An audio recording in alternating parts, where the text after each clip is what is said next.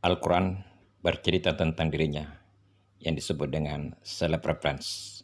Salah satu di antaranya adalah keberadaan ayat-ayat muhkamat yang jelas artinya dan ayat-ayat mutasabihah yang samar-samar atau multimakna.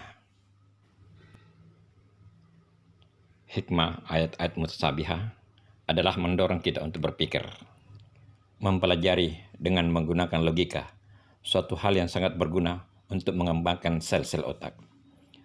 Sel-sel otak kita telah ditentukan jumlahnya, tidak bertambah. Namun dengan berpikir akan terjadi percabangan. Semakin banyak kita berpikir, maka akan semakin banyak percabangan sel yang membuat kita punya otak akan lebih kuat. Ayat 54 surat Al-Baqarah menantang kita untuk berpikir.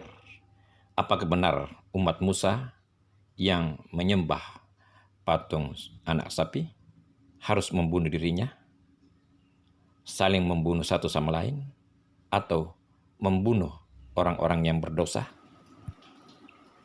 Begitu banyak mufassirin menyatakan bahwa umat Musa saat itu benar-benar saling membunuh yang jumlahnya sampai 7.000.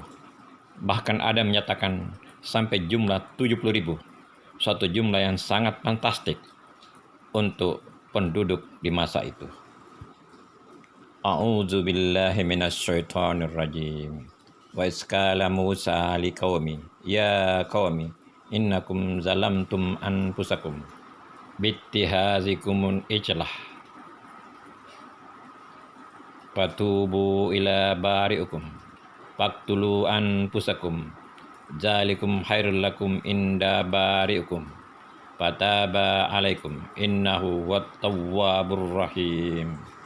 Dan ingatlah ketika Musa berkata kepada kaumnya, wahai kaumku, kalian telah berbuat kesalahan dengan menyembah patung anak sapi. Dengan demikian bertobatlah kepada penciptamu dan bunuhlah dirimu. Itu hal yang terbaik di mata sang pencipta. Kemudian ia akan menerima tobatmu. Sesungguhnya dia maha penerima tobat, maha penyayang. Faqtulu anfusakum, bunuhlah dirimu. Ini yang banyak mufassirin memaknainya secara harfiah. Bagaimanapun, kami lebih condong kepada pendapat Muhammad Asad dalam bukunya The Message of the Quran yang sejalan dengan pendapat Abdul Al-Jabbar sebagaimana dikutip oleh Razi, bahwa bunuhlah dirimu adalah kata-kata majasi atau kata-kata kiasan. Hal ini didasari atas pemahaman bahwa sifat Allah maha penyayang dan maha penerima tobat. Untuk mempelajarinya lebih lanjut, mari kita maknai kata dasar kaf, talam, padalah, dan nun, fasin, nafasun dalam beberapa ayat-ayat Al-Quran. Akar kata kaf, talam terdapat 170 kali di Quran dalam beberapa makna. Sebagai kata kerja 145 kali, bermakna membunuh, bertarung. 25 kali sebagai kata benda, bermakna perang, pertarungan, pembunuhan, hal berkaitan dengan pembunuhan, pembantaian. Akar kata nun, fa, sin, nafsun memiliki beberapa arti. 2 kali sebagai kata kerja, bernapas, berkehendak, berkeinginan. 295 kali sebagai kata benda, bermakna diri, jiwa, orang, pikiran. 1 kali sebagai partisip aktif, bermakna mereka yang menginginkan, berkompetisi, berjuang.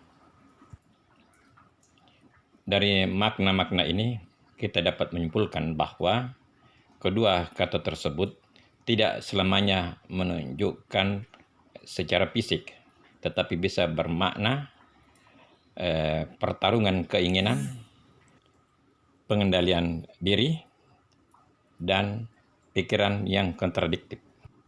Bukankah Rasulullah Muhammad SAW pernah bersabda bahwa perang yang paling hebat adalah perang melawan hawa nafsu? Menurut Muhammad As-Sa'ad dan Abdul Jabbar, bahwa faktulu anfusikum adalah kata majasi atau kata kiasan yang dalam bahasa Inggris bermakna mortify yourselves atau humiliate yourself. Artinya, permalukanlah dirimu atau hinakanlah dirimu. Kata kiasan ini bermakna bangkitkanlah kesadaran dirimu dari aib, kesalahan yang engkau tidak boleh ulangi lagi. Berdayakan dirimu untuk menaklukkan, untuk mengalahkan nafsumu. Kita tidak dapat menghakimi bahwa mereka yang berpendapat bahwa pembunuhan massal itu benar-benar terjadi, sebagaimana pemaknaan secara harfiah, apakah itu benar atau salah, bagaimanapun kita perlu merenungkan hal-hal sebagai berikut. Bagaimana sadisnya peristiwa itu di kehadiran dua utusan Allah, Musa dan Harun. Sejak ditukarnya Ismail dengan binatang sembelihan pada masa kenabian Nabiullah Ibrahim alaihissalam merupakan suatu deklarasi akan dihentikannya pengorbanan manusia sebagaimana sering dilakukan oleh manusia purba. Jumlah 2 kali 70.000 yang melakukan perjalanan malam dengan jalan kaki dan diburu oleh Fir'aun bukanlah pekerjaan yang mudah bagi Nabi Musa dan Harun. Jumlah yang terbunuh 70.000 dan sisanya sekitar jumlah itu pula sangat fantastik untuk turunan Nabi Yakub dan Yusuf yang tinggal di Mesir pada zaman itu. Yang penting bagi kita sebagai pengikut Nabi terakhir adalah percaya bahwa tidak ada Tuhan selain Allah. Kita berusaha hidup dengan mengontrol diri kita sendiri, mengendalikan tubuh kita, tidak sekedar mengikuti hawa nafsu duniawi, sebagaimana kita ucapkan dalam salat kita minimal 17 kali sehari semalam. Bimbing kami ke jalan lurus, jalannya orang-orang yang mengikuti kehendak Allah. Hanya Allah yang tahu kepastian yang terjadi pada pengikut Musa.